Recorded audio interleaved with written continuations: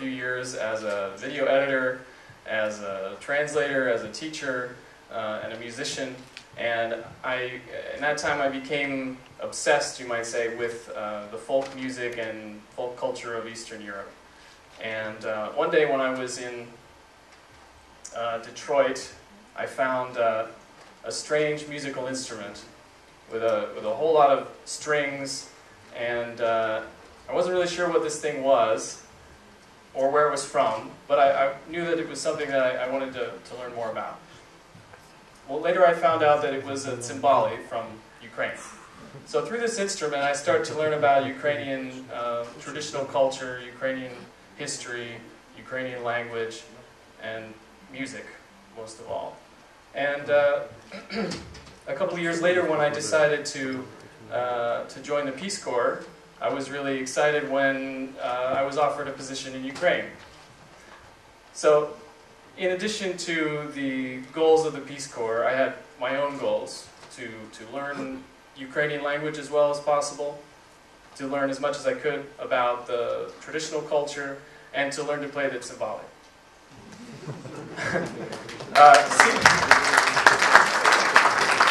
Всі наші волонтери жити в сім'ї 3 місяці, коли вони прийдуть в Україну і вчити мову, і спочатку всі говорити як дитина, але в кінці ми всі встанемо жити самостійно в Україні.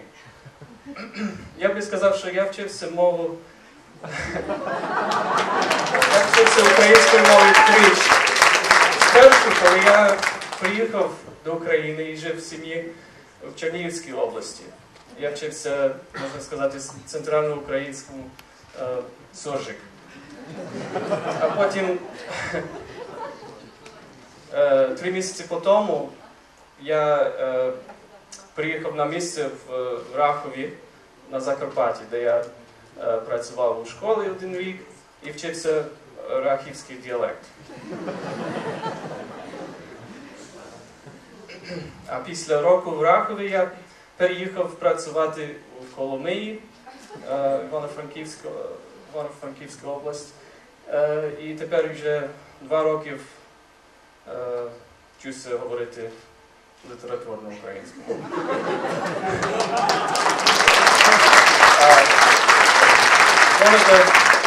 Thank you. One of the things I want to talk to you about today is one of the things that impressed me most when I first arrived in Ukraine, and has impressed me at every place that I've lived in Ukraine, is the amount of government support for the arts, and specifically folklore, traditional culture. By that I mean the Ministry of Culture, the things that they support.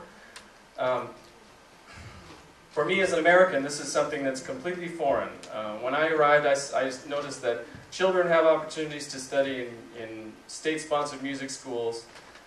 There are houses of culture where people can watch performances, sometimes for free.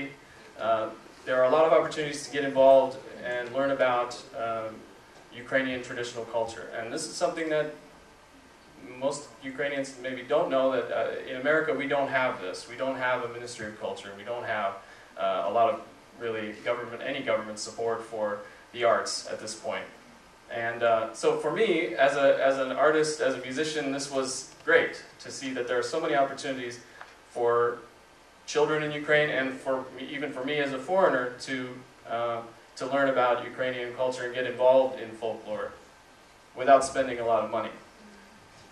So, for example, the town where I live now, Kolomea, it's a small town, but there are opportunities to join amateur ensembles.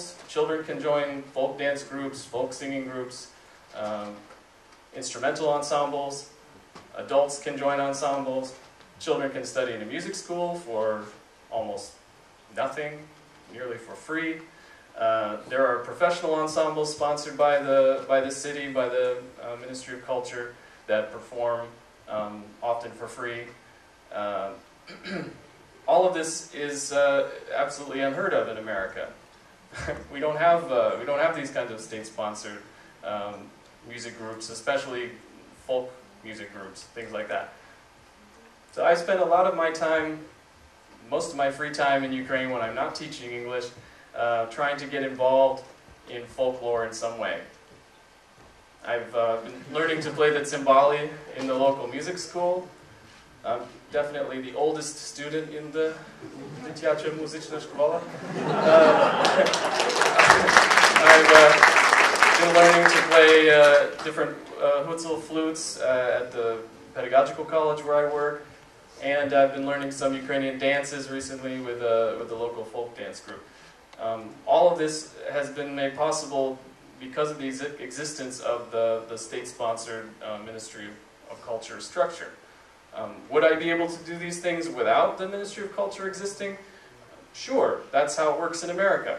But I would end up paying a lot of money to do it, and I may not find teachers that are willing to teach me these things. I may not find teachers at all, because nothing is free in America. Okay.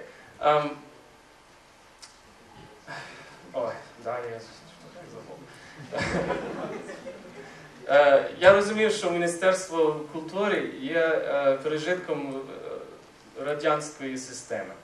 Ну, хай буде. Наскільки я бачу, це працює. Ну, як каже англійське прислів'я, don't throw the baby out with the bathwater. Є багато аспектів радянської, скажімо, влади, які залишились і потребують покращення, але не треба все викинути, звичайно.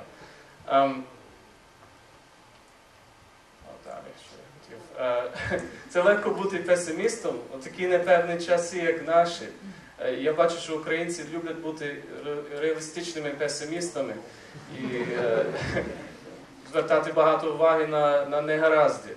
Але мені здається, що в демократичному суспільстві це краще дивитися на теперішню ситуацію і питатися себе, що я можу робити, щоб покращити своє життя і свою країну.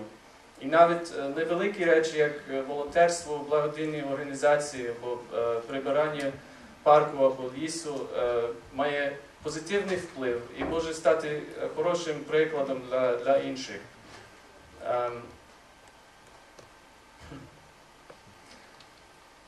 Можливо, Україна і відстає у чомусь від Сполучених Штатів. Однак, що стосується своєї культурної політики, то в Україні це значно на вищому рівні, ніж в Америці. Українцям слід цінувати і захищати ці особливості їхнього уряду, які